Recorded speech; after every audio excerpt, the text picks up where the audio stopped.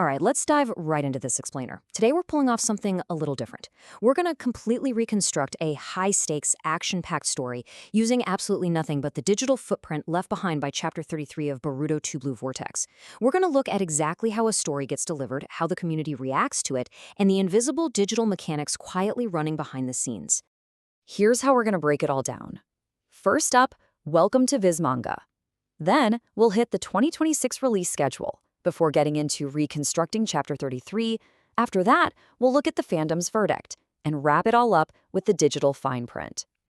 So, kicking things off with Section 1, welcome to Viz Manga, the platform ecosystem. We begin at the digital gateway itself, the official Viz webpage hosting Shonen Jump manga straight from Japan. You know, what's really wild about this setup is the sheer scale of the ecosystem. When you pop in to read the latest Boruto chapter, you're actually stepping into a massive digital library. Viewers usually just come for a single free preview, right? But Viz uses that exact entry point to promote a subscription that unlocks a staggering vault of over 20,000 manga chapters.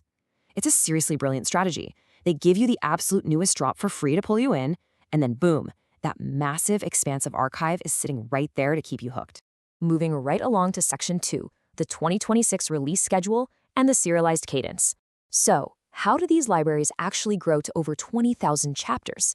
Let's look at the release cadence for this specific story arc. This perfectly captures that monthly rhythm we absolutely live for. Our source material maps out a super steady chronological path. Notice the sequence here. Chapters from late 2025 and early 2026, like 29 and 30, are locked right behind a join-to-read paywall.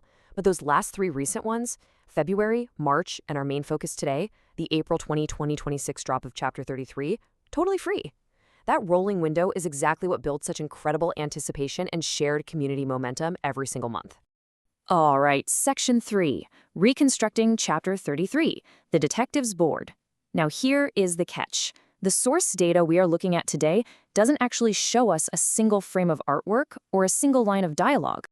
We've only got the metadata and the comments section to work with. So, what actually went down in this highly anticipated April release? Let's play digital detective and piece this entire thing together using only the fandom's excited, spoiler-filled reactions.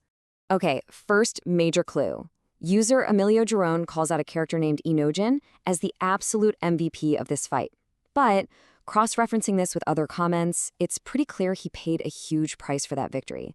The fandom is seriously stressed out right now because Inojin's powers are art-based, and word on the street is he suffered a massive injury that could actually leave him blind. Someone even mentioned it'd be ridiculous if he just walked away from this 100% fine. So yeah, the stakes, literally through the roof, right from page 1. And building right off that panic, User Hero 2 Anime drops another crucial puzzle piece. Himawari apparently stepped up with a major healing ability. And you've got to love the narrative mirroring happening here. Fans instantly recognize that her actions cleverly echo her dad's legendary moves from the Fourth Ninja War. Everybody is basically holding their breath, hoping this healing is exactly what saves Inojin's vision. But wait, what about the cliffhanger? User Aichubamu hits the nail on the head regarding the escalating tension. It looks like the chapter wraps up with the antagonist, Code, lurking in the shadows, ready to ambush everyone and snatch up something called a thorn bulb right when they go to plug it into Bug. I mean, come on, that is your classic, agonizing monthly cliffhanger designed specifically to keep the entire community buzzing. Which leads us perfectly into Section 4, the fandom's verdict, tallying the fallout. With the plot basically reconstructed, let's analyze how the digital community is calculating the overall state of this fictional universe. So when we aggregate all this community intel, we can actually map out the entire battlefield. It looks like the threat known as Mamushi is officially gone, and the whole hive mind thing has apparently turned into a massive liability. We've also got Daemon going absolutely wild, detonating clones midair, but the real math here, the fan consensus calculates there are roughly 2 tree aliens left standing, while Code, who honestly one fan hilariously just called a fraud, is just biding his time. This is exactly how you want an audience engaging with the content, right? Breaking it down, doing the math, and mapping out the future. And then, buried deep in the discourse, user Ramiro Ariel drops this incredibly simple yet completely explosive speculation. The return of Sasuke. Just foreshadowing the comeback of a legendary, beloved character, that is literally the ultimate hook.